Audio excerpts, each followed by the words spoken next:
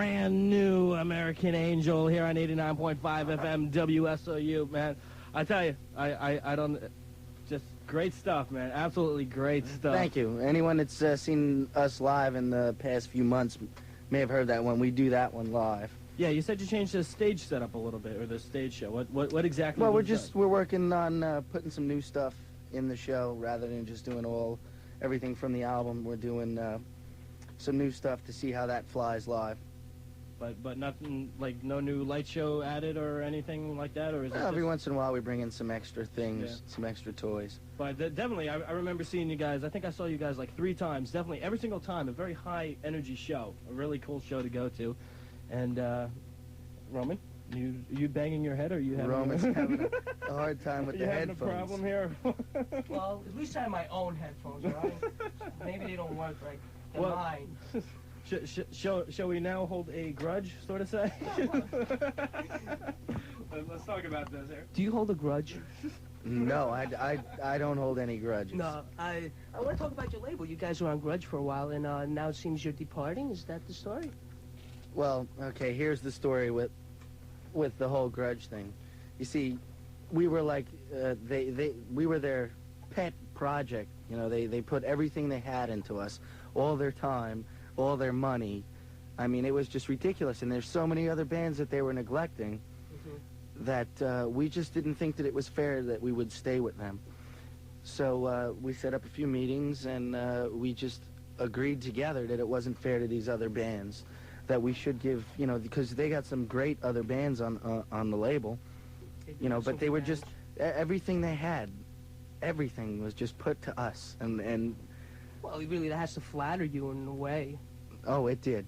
It flattered us to almost tears. We were joyful and swollen with pride in the beginning, but after a while, we just felt that it wasn't fair. We do have consciences. Noble ones at that. Very noble indeed. One of the few bands in rock and roll, one of the few bands here in rock and roll to actually have morals, which is kind of good to see. I didn't say more. Did I say morals? Well, so consciences. Oh. Is that the same thing? Well, I suppose it is if you have a moral conscience. Oh. Okay. Whatever you say. But anyhow, hold on. One thing I want to mention is we got a lot of people calling up and bothering Kathy out there. They're like, I want to talk to Petey. I want to talk to Petey. Well, if they have any questions, if they want to ask any questions, I'll be happy to answer. Yeah, exactly. Like, if you have any questions that you'd like to ask Pete, just like tell them to Kathy. Kathy, jot them down, write them down. Yeah, okay. She's thanking me for she's thanking me for giving her all this work. But just like jot them down. We'll bring him in here to Pete, and we'll have an open forum. Okay? Yeah, and we're gonna play a little game with the next song too. We're gonna have people call in and rate the next new song that we play. Well, we're not getting to a new song just yet. Okay, whatever you say. You're the chief, man. Oh, awesome. This is your powwow. We do it your way. It's your powwow, man. You guys haven't been here in a while, and just like... Yeah, and the rest of the guys couldn't make it. Yeah, where are the rest of the guys? Did you ever get a hold of Rocco at all?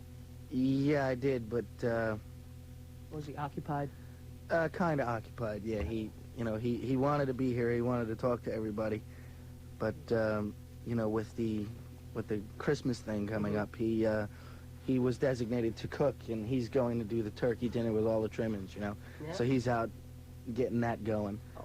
And speaking of the Christmas thing, last year you guys came out with that Christmas song. Yes. I don't know if you've been listening, but I think in the last 3 hours it was played like 5 times. No, I'm kidding, not that drastic. But you guys have been doing really well on the requests with that. Our listeners have just been dying to hear that tune, and it sounds just as awesome this year as it did last year. It's great. Well, hopefully next year we'll be able to release it so everyone will be able to have a copy of their own, and they can leave you guys alone. So would you be putting that on the new album, or would you just release it as a single? Yeah, that would be definitely a single. Cool. Because a lot of people just like keep calling us up and saying, why don't you just play a Christmas song so I can tape it? We're like, well, you know. I got a request for that in November. Forget about December. Hey, let's get it started early. Right, you know. Awesome. And I also want to wish everybody out there a very Merry Christmas or Happy Holidays or whatever it is, and a Happy New Year. And so why don't we continue with some more of American Angel's debut album out on Grudge Records. Get to it. I don't know what you have queued up. No, I queued up one of my more favorite songs. Yeah, why not? More favorite songs on the album. I Want to Be a Millionaire. Joe here on 89.5 on CD, and we also get the privilege of having him live in the studio. Petey D, how you doing, buddy?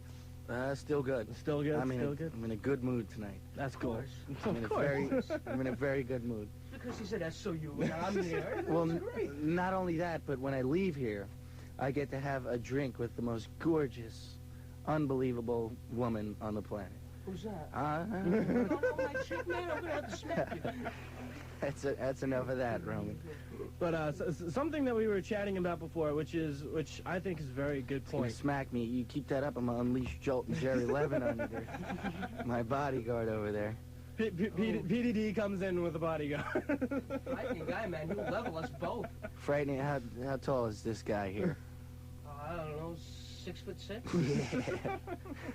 He's got heels on. He looks a little bit taller than he is. No, but something that I think is very important in music, and I'm sure Roman will too, what we were chatting about before, was songwriting. And just the way you explained it was great, so I'm just going to let you... I wish I could remember what I was saying. Recap how you explain how you guys write a song, because, I mean, you have so many bands out there who are doing so many, these tricks where... you have the album and then fine, and then when they go out on live, I mean, they it's just not there. Well, I was telling you that. Not with you guys. It's pretty aggravating that we're still, like, I guess you would call us underground, and, like, there's a lot of bands out there that don't write their own music, and they don't sing their own stuff live, and they don't even play it in the studio. There's bands that do that. And it's annoying because we may be the only band left in rock and roll that actually plays and sings and does everything ourselves. I mean, we sing live. We never use samplers. And if it sounds bad, then at least we're trying, We're giving it our all. And as far as we were saying the songwriting and all, I was explaining to you that Rocco writes the lyrics. And in my opinion, I think Rocco's one of the best lyric guys I've ever heard. Besides Bernie Taupin from Elton John, but I don't know if I should say that. There may be a mob outside after this.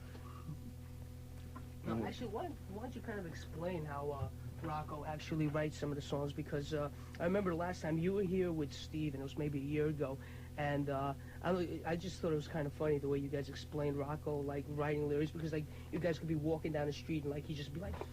Oh, yeah, he gets... he just goes into this fog. He goes into this real fog. You'd be doing anything. Anything. I got it right. You can't talk to him. You can't say anything to him, But the outcome is worth whatever kind of pain and suffering we go through. Well, sure, anybody sits down and reads the lyrics or listens to the lyrics of any American Angel album can tell you. Yeah, he hands me some lyrics, and I'm like, great, man. All right, hey. Well, let's get to some... listener questions. From the listeners here. All right, we got Jeff from Kenilworth called up. I want to know how many years you guys been together. And, get to the first question first. How many years have you guys been together? Well, it's been in stages. It started out with me and Danny when we were babies. That was about 12, 13 years ago. We started playing together. Then we met up with Rocco about 5 years ago. And Steve and Eric joined just about 3 years ago. So, as a whole, this unit, as it is, has been together for 3 years. Okay. And you guys plan on playing any clubs soon? I believe, I don't know whether it's confirmed or not, but there was some talk about the January 30th at New Jersey Rocks. You'll have to check your EC Rocker or listen to WSOU and find out. Does that say Lemmy or Lenny? Lenny instead. I thought Lemmy from Motorhead was like calling up and asking questions, but I guess not. Any way fans could get a copy of the demo tape? I wonder if this is the Lenny that I'm thinking of. If it's the Lenny from Staten Island. If it's the Lenny that I'm thinking of, who's having a child and naming it after me, we might be able to work something out for if it's that Lenny. But as far as anyone else, it's really not available. We'll have to wait for the record. And when that will be, I don't know. Hopefully sooner than later, though. Okay, of course. And one last question for now. Maybe we'll get to some more later, because as I look over in the other room, Kathy's writing like a maniac, so I take it there are definitely going to be more questions. Andy and Irvington want to know, when's the next tour? And the next tour. And who will you be touring with? Judas Priest, maybe? I don't think. Talk about that too, though. Judas Priest, it might be a violent thing for us to do. I think that the Priest fans could handle you guys. I think they could. I think they can handle us very easily. Yeah, the thing, it's like Judas Priest, we could never open for them. The next tour, we'd have to put an album out, and we're in the process of talking to some new labels, so we'd have to get that squared away first before any kind of touring is even thought about. Well, just to get off on a tangent, speaking of Priest, you were at the show, weren't you? Friday, you told me about that before. What did you think? I thought that the bands were great, and I was privileged enough to meet Mr. Halford after the show, and he's one of the greatest people I've ever met. He's just really far from what I'd pictured him to be. He's really? A nice guy. He had as much time as we needed, and real down to earth. Well, he cool. doesn't drink, he doesn't smoke, he doesn't do drugs. You know. Oh, very great. cool. He's a great guy. I guess when you're rock and roll that long, you gotta make sure you have everything together. Oh yeah, he was great too. His voice was like. Oh yeah, right on. That really surprised me, especially when he did songs like "Victim of Changes" and some of the old stuff. That surprised me that he was still able to. Yeah, he was real strong. Because I even asked him. That's how I know that he doesn't drink, smoke, or do drugs. Because I asked him. I said, "What'd you do? Go, hey Rob, do you like drink, smoke, do drugs?" No, I said. What I asked him was, I said, Rob, how do you keep your voice in shape? I'm like, it was just amazing. Your voice was amazing, and he said, well, I don't. Then you know the rest. Yeah. All right, so Gary, what do we got on deck? Are we going to new stuff, or are we going to? We got some brand new stuff. I tell you what, you introduced us on some brand new American. Well, actually, hold on. Didn't you want to do a little something with the new tune you get into? You said you wanted to do something with this, like a little smash and trash or something like that. Yeah. If you people like it, call us up and tell us if you like it. If you people don't even like if you it, don't call like us up. it, it's still America. Call us up and tell us you don't like it. I want you to rate it on a scale from 1 to 100, and maybe like one sentence, and don't give me that. It's got a good beat. It's easy to dance to. I don't want to hear that because you probably can't dance to this anyway. And like we were talking about Rocco's lyrics, pay close attention to the lyrics in this song. This is a song that Rocco wrote for his mom, whom that he adored, and she passed away, and it's just a beautiful song. Oh, actually, we'll talk about that later on, a little dedication. It's on the first album, which I thought was kind of heart-touching. Is that Rocco to his parents? Yes, yeah. And this is a song that, we were waiting for, because I knew as soon as this song was born, it was going to be special. And it is, and I'd like to see what everyone else thinks about it. What's the name of the tune? The name is Annie's song. We're supposed to be talking right now, which is like, I was going to let you take the mic, but forget it. No, get lost, man. We've got more questions over here for Petey. Oh, dude, tremendous song, man. I really dig that. I dig that. And we got one phone call. I think it was Sarah in Staten Island that says she loves the song. And I don't know, she's Kathy's out there taking more info down. She ripping paper. Come on. No, take your time. Relax. Do we have any ratings on the song? We do? Yeah, we do? Bring him in here. Can we see the results, please? The results are in. Lenny from Staten Island called back. He gives it 100. He says he's Lenny. Lenny. He really wants that Lenny. Tape, don't he? Thanks. Well, I think he may get it sometime in the future. We'll see what we can do, Lenny. Okay. Some more questions. Yeah, listener questions. Listener questions. Where's the new album going to be? And before you said this. In stores. In the stores, okay. People should be looking out for the album in the stores.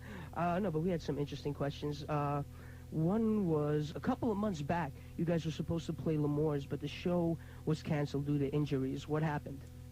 Okay. Well, Danny, the other guitar player, sliced his foot pretty bad. Really? Yeah, wow. he it was a freak accident. It was something like he was changing the water in his fish tank or something like that. And he stepped on one of the extra fish tanks and he cut himself real bad. He was at the hospital most of the day with that. And also I died, but I got better. Don't worry, I'm here. All right, awesome. Oh, glad. You got a question over there? Somebody that you're looking at? No, you're looking at the CD. Yeah. Were you having problems with the band or management, i.e. Rocco's 16-year-old wife? Listen on that one. You made Yeah, that well, up. well, no, it says i.e. 16-year-old wife Rocco's with a question mark. With a question mark. It's amazing the stuff that Isn't goes it around. Rocco's 16-year-old wife.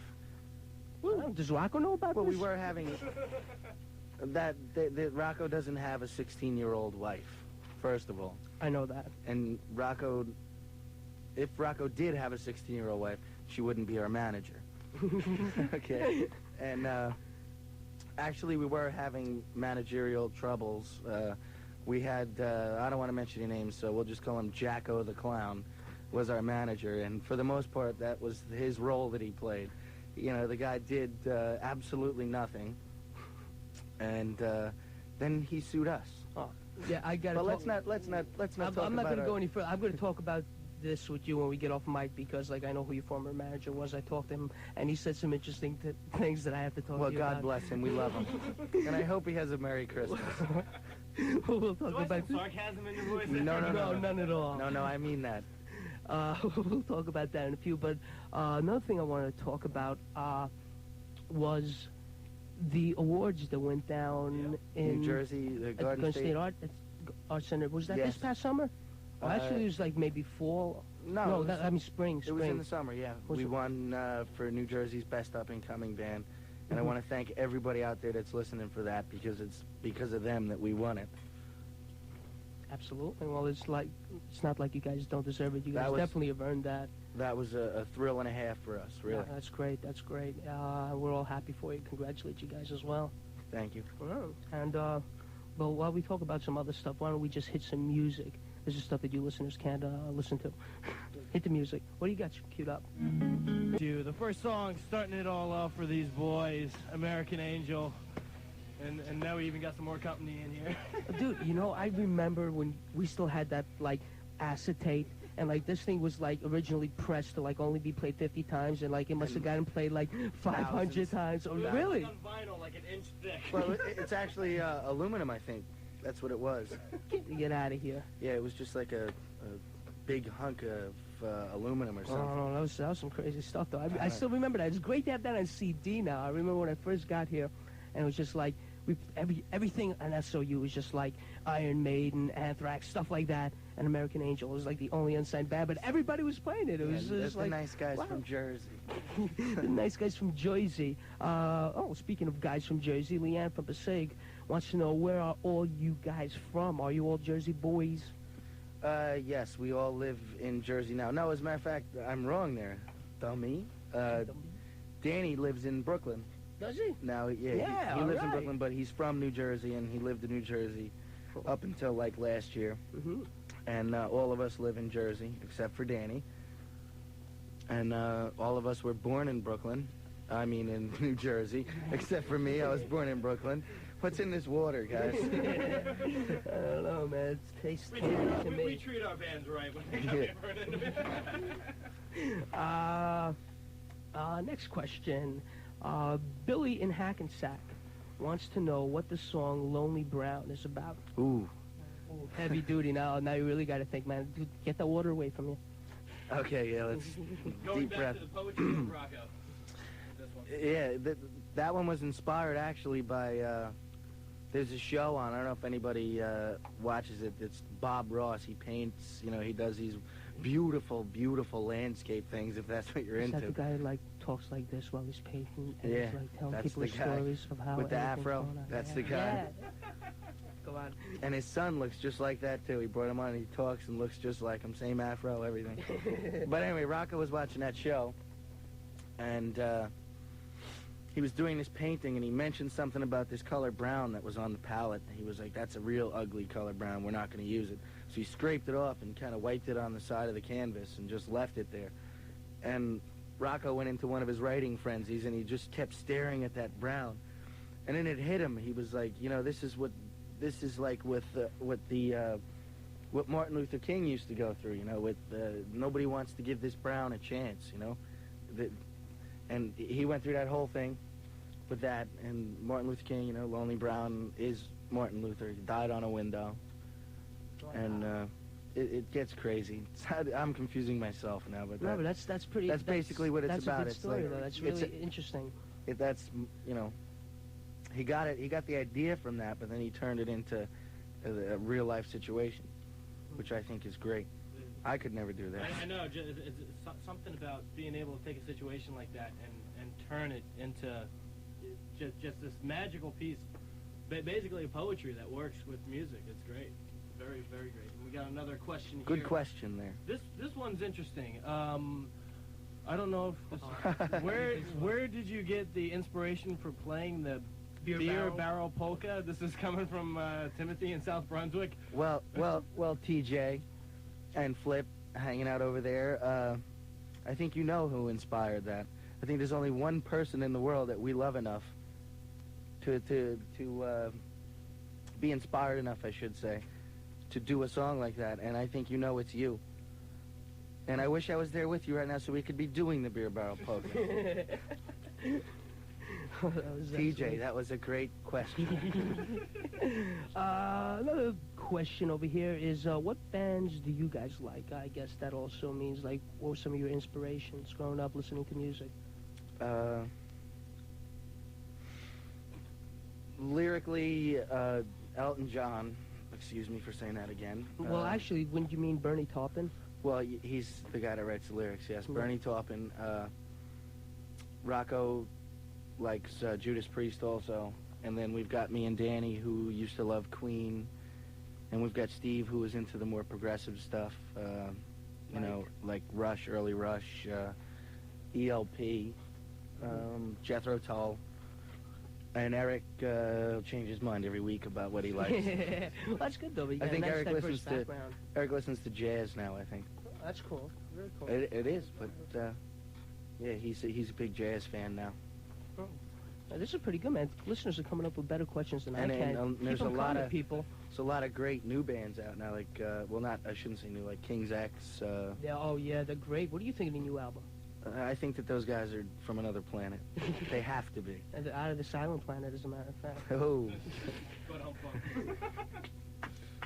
All right, I got one. Okay, well, like, what new bands? I mean, you said, you know, King's X is around for a while, but like, what underground unsigned bands do you think are really good? Oh, that's a tough question, Petey. Spotlight's on you. From the bands that I've seen, I have to say, Push is really good. I like Push. I like Little Sister is phenomenal. Xenon are the kings. I mean, those guys are amazing. And I have to think about some other bands, but there's a lot of them. It's just that... Well, it's funny you should say that, because right now it brings to mind like what we've been doing right now. I don't know if you've been listening often. I know you live off in Neptune or Uranus or I don't know where. You live somewhere down the Jersey Shore. Yeah. And basically, I know it doesn't come in that doesn't really come in that well. But I know when you guys are up here, and we know that we could count in. We could count on you guys. Yeah, cool. Well, we know we could count on you guys to tune in. And I don't know if you know what we've been doing, but like we've been like actually playing local bands in regular rotation. If you check out the list, and you know, and it just really it amazes me how far we've come, because I remember when I first came here, the only local band we were ever playing was American Angel during the day. Everything else was just strictly Street Patrol. Well, you also played Xenon. And Xenon, yeah, exactly. Well, actually, Xenon was before us. Well, yeah, but they really weren't getting played as heavily as you guys were.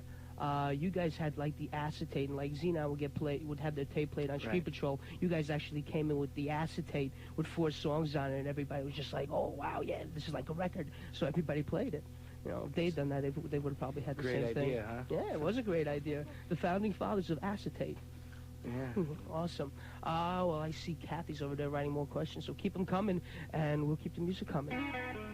Lonely Brown, American Angel here on 89.5, WSOU Seton Hall's Pirate Radio. Very, very special song with a very special meaning if you happen to catch the interview, but have no fear, because Petey D's still here, but right now we just have to take care of a little bit of business. We have to let you know here that part of the programming heard on WSOU FM has been made possible thanks to the Fast Lane. And on Sunday, December 23rd, it's Murphy's Law performing a thrash matinee. Special guests include Sick of It All, Special Social Decay, Throttle, and Mental Flaws.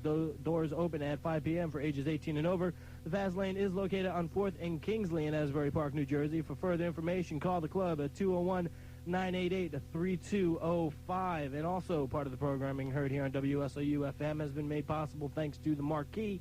On December 31st, it's a New Year's Eve party with Circus of Power performing live. Special guests include White Thrash and White Zombies. Showtime is at 10 p.m. Tickets are available at Ticketmaster, Ticketmaster Charge, and the Marquee box office. The Marquee is located on West 21st Street in New York City.